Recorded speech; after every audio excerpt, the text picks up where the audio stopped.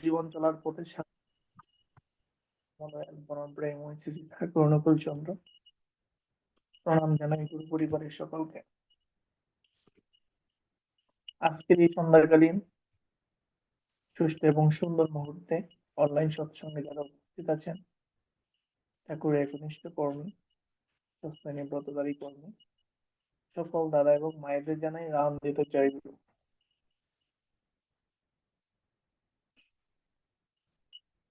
আলোচনার বিষয়বস্তুর উপর আলোকপাত করার জ্ঞান বুদ্ধি আমার নেই, তারপর দাদা কর্তৃক আবিষ্কৃত কিছু না কিছু বলতে হয়। ঠাকুর বলেছেন, স্পষ্টভাষী হও কিন্তু মিষ্টভাষী হও। আসলে ব্যক্তি জীবনে ঠাকুরের প্রত্যেকটি কথাই, প্রত্যেকটি বাণী খুব প্রভাব ফেলে ব্যক্তি জীবনে। আমাদের চলাফেরার ক্ষেত্রে, কাজে কর্মের ক্ষেত্রে, সকল ক্ষেত্রে ঠাকুরের বাণীর সাথে, ঠাকুরের দিক নির্দেশনার সাথে ওতপ্রোতভাবে মিলে যায়। আমি হয়তোবা আজকের থেকে আরো অনেক বছর আগে এগুলো সত্যিই জানতাম না, কিন্তু বাস্তব জীবনে ঠিকই প্রয়োগ করতাম। কিন্তু যখন ঠাকুরের সান্নিধ্যে আসলাম, ঠাকুরের সন্নিকটে আসলাম, ঠাকুরের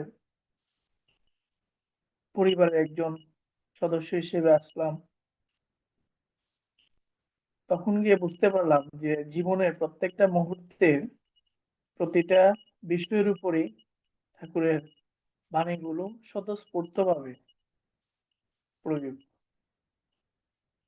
আসলে এক একজনের মেন্টালিটি এক এক রকম, এক একজনের কথাবার্তার ধরন এক এক রকম, কারোর সাথে কারোর কথার ধরন, চলার ধরন, চলার ভঙ্গি আসলে মিলবে না, এটাই স্বাভাবিক।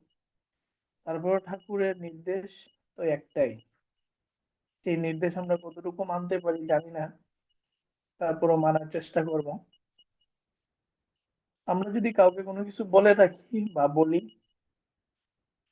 পারিবারিক পারিবারিক দিক থেকে, সামাজিক দিক থেকে, সেটা যেন স্পষ্টভাবে বলতে পারি, যাকে বলবো সেও যেন বিষয়টা বুঝতে পারে।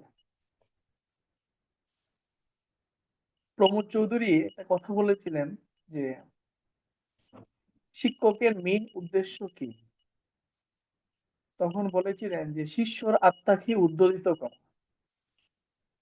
তো আমি একটা চ্যাপ্টার পড়াইলাম, মানে কলের গানের মতো পড়াই গেল, তো এটা তো হইল না। আমি চ্যাপ্টারটা পড়ানোর পরে স্টুডেন্ট বুঝতে পারবে যে চ্যাপ্টারের মূল সারাংশটা কি ছিল, অথবা সারমর্মটা কি ছিল, তাহলেই তো পড়াশোনার ক্ষেত্রে এবং শিক্ষা জীবনের ক্ষেত্রে এবং কাউকে বোঝানোর ক্ষেত্রে সেটা স্পষ্ট হবে।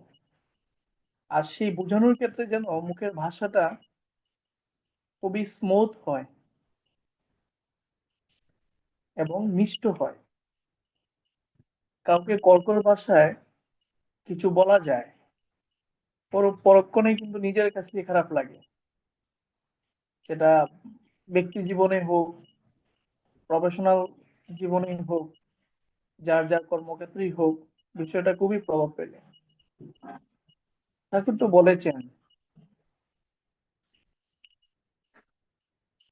যে কাউকে যদি কোনো কিছু বলি, সেটা যেন সমবেদনায় ভয়ে বলতে হয় এবং বুঝিয়ে বলতে হয়।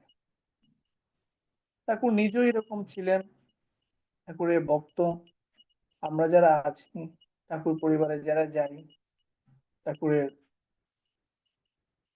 সান্নিধ্যে যখন যাই, অনেক লোক তো অনেক কথা বলে থাকি, অনেকভাবেই বলে থাকি।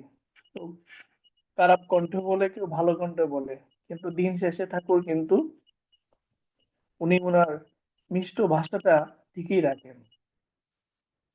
তো আসুন, বাস্তব জীবনে কতটুকু পারবো জানি না, কিন্তু প্রয়োগ করার চেষ্টা করব যে সবসময় স্পষ্টভাবে বলা, মনের ভিতরে কনফিউশন না রাখা, আর তার প্রেক্ষিতে যেন ভাষাটা খুবই সুস্পষ্ট, মিষ্ট হয়। তাহলে আজকে আলোচনার সার্থকতা আমরা খুঁজে পাবো। বিশেষ করে আজকে যারা অনলাইন সৎসঙ্গে ঠাকুরের সঙ্গীত নিবেদন করেছেন, প্রতি প্রত্যেকেরই সঙ্গীত অসাধারণ, এবং ঠাকুরের ছড়া সঙ্গীত খুব চমৎকার।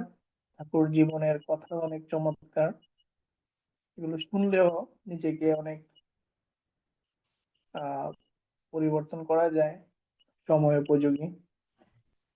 তো সবার মঙ্গল কামনার্থে এবং বিশ্বের প্রতিটি জীবের আশা এবং ভালোবাসা যেন পরম পিতার চরণাশ্রিত হয়,